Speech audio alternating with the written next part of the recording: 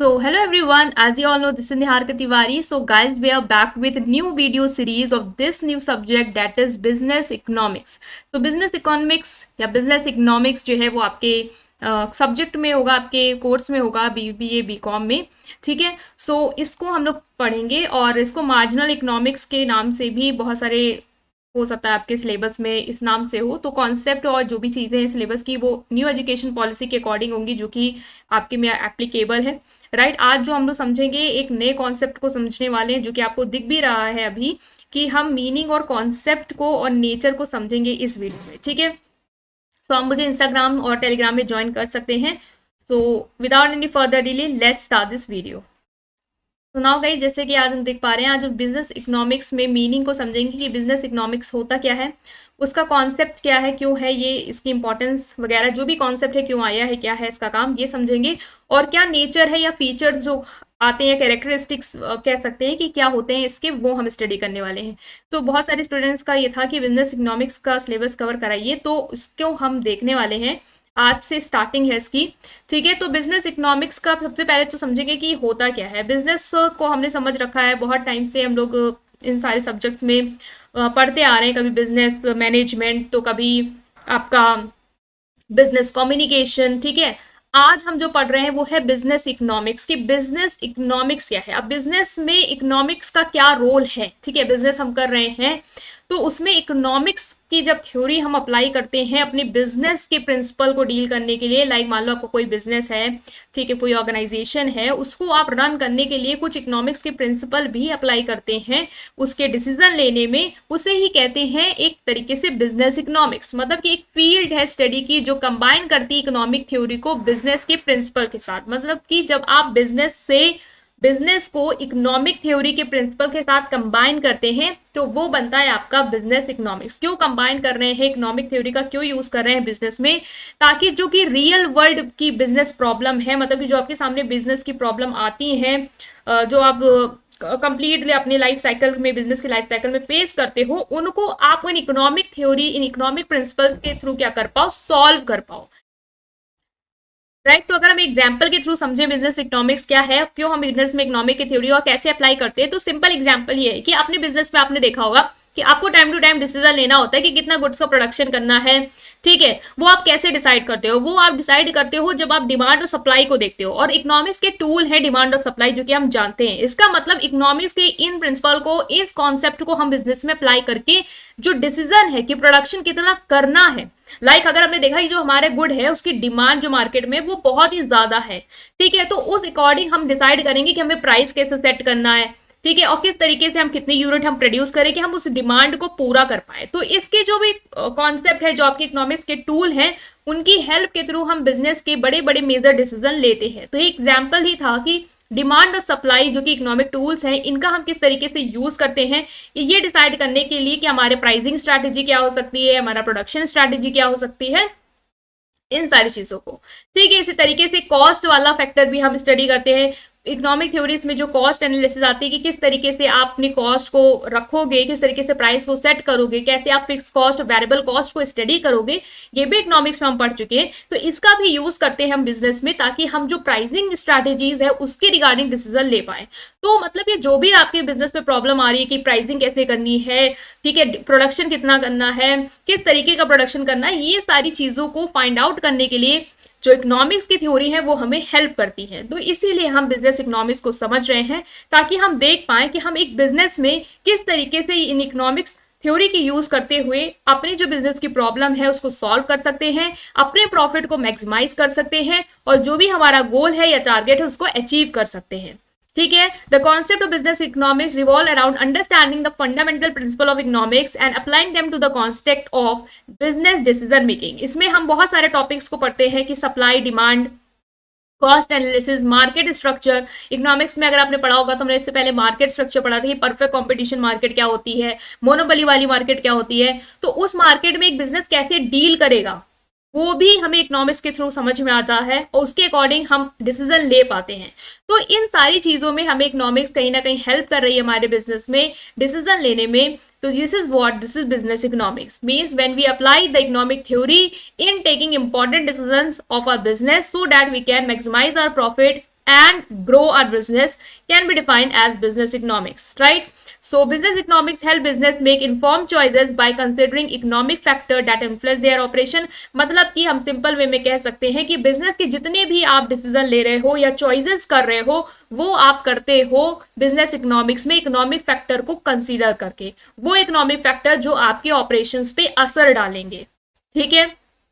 इसको हम और डिटेल में जैसे जैसे कॉन्सेप्ट एक्सप्लोर करते जाएंगे उतना आपको और क्लियर होता जाएगा कि बिजनेस इकोनॉमिक्स क्या है, ठीक है। It involve examining the cost and benefit of different options and making rational decision based on economics principle. अब देखो हम लोगों ने कॉस्ट अपॉर्चुनिटी कॉस्ट वाला कॉन्सेप्ट इकोनॉमिक्स में पढ़ा है, अगर आप 11th-12th से आए हैं आपने पढ़ा ही होगा कि अपॉर्चुनिटी कॉस्ट क्या होती है। जब हमारे पास दो ऑप्शंस होते हैं, लाइक मेरे पास ऑप्शन है कि मैं फोन खरीद लूँ और मेरे पास ऑप्शन है कि मैं लैपटॉप खरीद लूँ, तो अगर मैं लैपटॉप खरीदती हूँ उसका मतलब वो उसकी अपॉर्चुनिटी कॉस्ट क्या होगी, वो फोन होगी जो मैंने उसके लिए सेक्रीफाइस कर दिया, ठीक है। तो एक बिजनेस के सामने भी बहुत सारे डिसीजन होते हैं, बहुत सारी प्रॉब्लम्स आती है ऐसी ही कि वो किस चीज का प्रोडक्शन करे। क्या वो मान लो अगर दो चीज में डील कर रहा है तो उसको चेयर्स का ज्यादा प्रोडक्शन करना चाहिए या टेबल का करना चाहिए।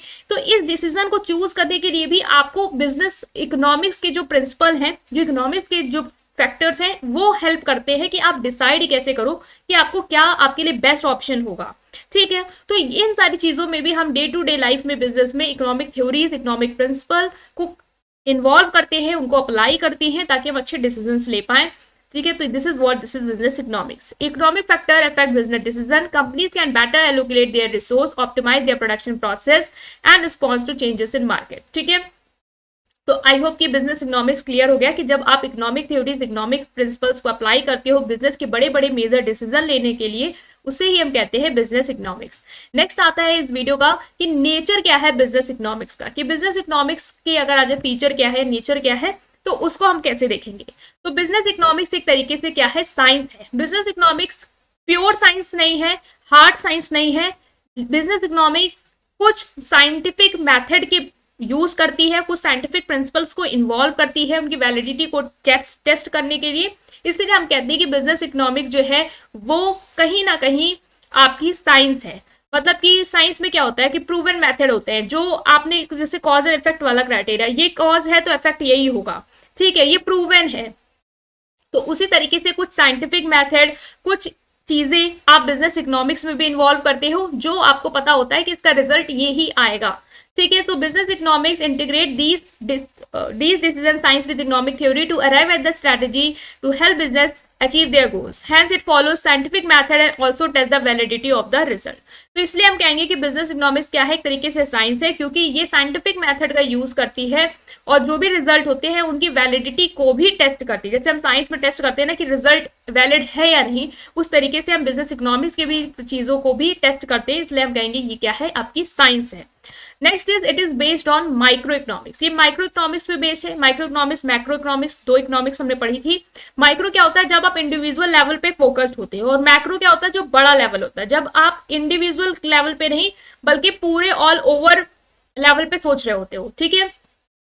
तो एक business manager certainly more concern about achieving the objective of his own organisation. तो एक बिजनेस कहीं ना कहीं अगर हम देखें तो बिजनेस मैनेजर का फोकस होता है कि जो मेरी ऑर्गेनाइजेशन है मैं उसके ऑब्जेक्टिव को क्या कर पाऊँ, अचीव कर पाऊँ, अपने फर्म का सर्वाइवल, अपना प्रॉफिट जो फर्म का है वो अर्न कर पाऊँ। तो इकोनॉमिक्स जो प्रिंसिपल है, जो थ्योरीज हैं, वो हेल्प करते हैं बिजनेस मैनेजर को कि वो अपनी फर्म के ऑर्गेनाइजेशन के ऑब्जेक्टिव को क्या कर पाए, अचीव कर पाए, अपने ऑर्गेनाइजेशन के लॉन्ग टर्म सर्वाइवल को प्रमोट कर पाए। इसलिए हम कहेंगे कि बिजनेस इकोनॉमिक्स एक तरीके से माइक्रो इकोनॉमिक्स पे बेस्ड है। Micro economics is more concern with the decision making situation of individual establishment, ठीक है। तो हम कहेंगे कि बिजनेस इकोनॉमिक्स माइक्रो इकोनॉमिक्स पे बेस्ड है। क्यों? क्योंकि ये हेल्प करता है बिजनेस मैनेजर को, इसके जो प्रिंसिपल है, फैक्टर्स है, जो भी थ्योरीज है, वो हेल्प करती है बिजनेस मैनेजर को कि वो अपने बिजनेस को बढ़ा पाए, उसके प्रॉफिट अर्न कर पाए और अपने ऑब्जेक्टिव को पूरा कर पाए। Next is it on incorporate element of micro analysis. लेकिन ये मैक्रो एनालिसिस के भी एलिमेंट को इन्वॉल्व करता है। मतलब कि सिर्फ आप अपने बिजनेस के बारे में नहीं सोच रहे हो, बल्कि ओवरऑल एक कंट्री के लेवल पे भी आप अपने चीजों को देख पा रहे हो। Even though all business focus on their profitability and survival, firm cannot operate in vacuum. The external environment of the economy like income and employment level in the economic, tax policies etc. affect the firm. मतलब कि जितने भी business है, macro में सारे business को हम consider करेंगे कि सारे बिजनेस जो है कहीं ना कहीं आपको पता है प्रॉफिटेबिलिटी और सर्वाइवल पे फोकस करते हैं कि हम सर्वाइव करें, हमारा प्रॉफिट ज्यादा हो, इस तरीके से। और ये भी आपको पता है कि फर्म सिर्फ अकेले नहीं ऑपरेट कर सकती, बहुत सारे एक्सटर्नल फैक्टर होते हैं जो एक बिजनेस की वर्किंग पे असर डालते हैं, जैसे कि कंट्री की इनकम लेवल क्या है, लोगों के पास पैसा कितना है, क्योंकि लोगों के पास जैसी इनकम होगी, जैसा उनका एम्प्लॉयमेंट लेवल होगा, उतना ही वो खर्च कर पाएंगे, उतना ही वो उस बिजनेस की सामानों को खरीद पाएंगे। ठीक है, तो ओवरऑल मैक्रो लेवल पे भी एक बिजनेस पे असर पड़ता है चीजों का। तो सिर्फ हम ये नहीं कह सकते कि माइक्रो लेवल पे ही बस अपने अपने बारे में सोचना है, बल्कि आपको एक जो कंट्री की इकोनॉमी है, जो एक्सटर्नल फैक्टर है, वो भी आपकी वर्किंग पे असर डालते हैं, चाहे वो टैक्स पॉलिसी हो, चाहे वो लोगों का नेचर हो, प्रेफरेंस हो, कस्टमर का टेस्ट हो, ये सारी चीजें भी आपके बिजनेस को अफेक्ट करती हैं। और ये सारे एक्सटर्नल फैक्टर जो होते हैं वो मैक्रो इकोनॉमिक के कंपोनेंट होते हैं। इसीलिए हम कहेंगे कि बिजनेस इकोनॉमिक्स जो है वो मैक्रो एनालिसिस को भी इन्वॉल्व करती है, कि आपको बड़े लेवल पे भी चीजों को देखना है, एनालाइज करना है, एंड उसके अकॉर्डिंग अपने बिजनेस के डिसीजंस को लेना है। ठीक है, it is an art, art भी है, मतलब कि बिजनेस इकोनॉमिक्स एक आर्ट है, क्योंकि आपको रूल प्रिंसिपल आपको पता है, लेकिन हर तरीका अलग होता है हर इंसान का उस रूल को, उस प्रिंसिपल को लगाने का, ताकि वो अपने ऑब्जेक्टिव को यूज कर पाए। लाइक मैं एक बिजनेस, मान लो मेरा ही बिजनेस है, तो हो सकता है मैं जिस तरीके से उस रूल को लगा रही हूँ अपने ऑब्जेक्टिव को अचीव करने के लिए, वो डिफरेंट हो सकता है आपके तरीके से जो आप यूज कर रहे हो। ठीक है, आप जिस तरीके से डिमांड और सप्लाई को स्टडी करके चीजें कर रहे हो सकता है वो मेरे तरीके से डिफरेंट हो। तो ये आर्ट है, डिफरेंट डिफर करेगा हमारे आपके एप्लीकेशन के तरीके पे। ठीक है, सब एक जैसा नहीं सोचेंगे, सब एक तरीके से ही नई चीजों को अप्लाई करेंगे। तो एक तरीके से बिजनेस इकोनॉमिक्स आर्ट भी है, क्योंकि किस तरीके से आप इकोनॉमिक्स के प्रिंसिपल और टूल को यूज करते हैं वो डिफरेंट होगा मेरे तरीकों से। ठीक है, इंटरडिसिप्लिनरी है, मतलब कि बिजनेस इकोनॉमी में बहुत सारे डिसिप्लिन्स को हम इन्वॉल्व करते हैं। ऐसा नहीं है कि सिर्फ और सिर्फ आप एक ही फैक्टर इकोनॉमिक्स थ्योरी को ही कंसिडर करके पूरा बिजनेस इकोनॉमिक्स है, नहीं, इसमें बहुत सारे टूल अलग अलग डिसिप्लिन से, अलग अलग चीज डिसिप्लिन लाइक मैथमेटिक्स से, स्टैटिस्टिक्स से, अकाउंटिंग से, मार्केटिंग, इन सबसे कुछ ना कुछ लिया गया है इस बिजनेस इकोनॉमी में। इसीलिए हम कहेंगे कि इंटरडिसिप्लिनरी इन नेचर है। इसको हम डिटेल में नेक्स्ट पार्ट में भी कवर करेंगे, अभी आपको इतना समझना चाहिए।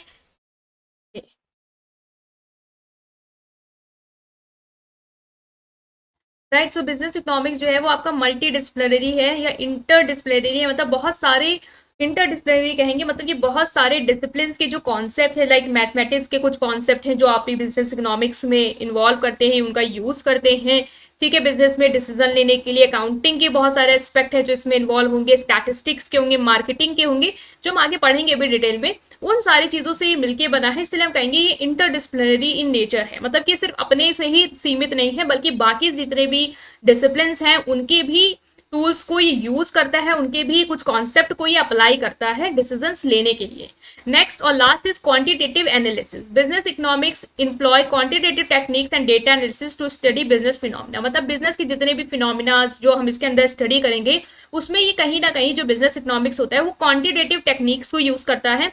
क्वांटिटेटिव टेक्निक्स में मतलब क्या, स्टैटिस्टिकल्स मैथड को यूज करता है, मैथमेटिकल्स मॉडल्स को यूज करता है, मतलब कि जो क्वांटिटेटिव वर्ड में आप एक्सप्रेस कर पाओ, ठीक है, नंबर्स के टर्म में एक्सप्रेस कर पाओ, उन सारे टेक्निक्स को ये यूज करता है स्टडी करने के लिए, बिजनेस डेटा को पढ़ने के लिए और उनके बेसिस पे प्रेडिक्शन करने के लिए। लाइक मान लो कि इसके एग्जांपल हो सकता है, सिंपल ले सकते हैं कि बहुत सारे आपके प्रोडक्ट्स हैं जो बिकते हैं, आपको स्टडी करना था, तो आपने देखा कि हर प्रोडक्ट की कितनी कितनी सेल हो रही है एक मंथ में।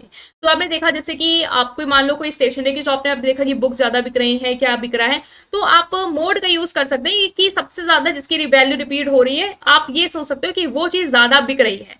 तो स्टैटिस्टिकल मेथड में जैसे मीन मीडियन मोड है, उसके थ्रू आप एवरेज निकाल सकते हो कि कितनी सेल जा रही है एवरेज। तो इस तरीके से बिजनेस डेटा में आप इन सारे मेथड को जो कि क्वांटिटेटिवली एक्सप्रेस कर पाओ, उसके थ्रू आप क्या करते हो, डेटा को स्टडी करते हो, एनालाइज करते हो और उनके बेसिस पे प्रेडिक्शन कर सकते हो कि फ्यूचर में क्या होगा क्या नहीं होगा। ठीक है, तो ये था आपका कि नेचर क्या हो सकता है बिजनेस इकोनॉमिक्स का। जब हम इकोनॉमिक थ्योरीज को अप्लाई करते हैं बिजनेस के पर्सपेक्टिव में, बिजनेस के डिसीजंस को लेने के लिए वाइसली, उसे हम कहेंगे बिजनेस इकोनॉमिक्स, सिंपल वर्ड में कह सकते हैं। और नेचर क्या है, किस किस तरीके से ये आर्ट है, किस तरीके से साइंस है, कैसे ये माइक्रो इकोनॉमी मैक्रो इकोनॉमिक्स को यूज करती है, ये सारी चीजें हमने यहाँ पे डिस्कस की। आई होप कि आपको समझ में आओगा। ये था आपका पहला पार्ट। इसके बाद बाकी सारे पार्ट्स पे वीडियोस आपको मिलेंगी चैनल की प्लेलिस्ट पे, सो आप उसको जरूर देखेंगे। राइट, कोई सजेशन होगा उसे कमेंट सेक्शन में बोलेंगे, वीडियो को करेंगे लाइक, चैनल को करेंगे सब्सक्राइब। Thank you.